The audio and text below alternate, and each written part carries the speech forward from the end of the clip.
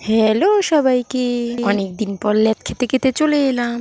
আমি রেডি হয়ে যাব পরীক্ষা দিতে। পড়ছি এক দিক দিয়ে আর বেরোচ্ছি আরেক দিক দিয়ে, না পড়ে পরীক্ষা দেওয়ার মতন অবস্থা। মেট্রো স্টেশন চলে এলাম, বলতে বলতে ট্রেনও চলে এলো। হিহি। ট্রেনে বসে বসে ভাবছি যে কি লিখবো পরীক্ষার খাতাতে। তারপরই এত সুন্দর একটা ভিউ দেখতে পেলাম। এই ভিউ দেখে মনটাও ভালো হয়ে গেল।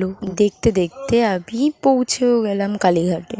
তারপর পরীক্ষা টরীক্ষা দিয়ে বেরিয়ে চলে এসেছি। বেরিয়ে হাঁটতে হাঁটতে চলে গেলাম কালীঘাট। অবাক করার বিষয়, আমি কোনোদিন কালীঘাটে পুজো দিইনি, প্রথম দিলাম। তোমরাও অবাক হলে তো? কালীঘাট মন্দিরে ঢোকার আগেই দেখলাম দক্ষিণেশ্বরের মতন কতগুলো ব্রিজ হচ্ছে। তারপর বেরিয়েই আমি পুজো টুজো দিয়ে চলে গেলাম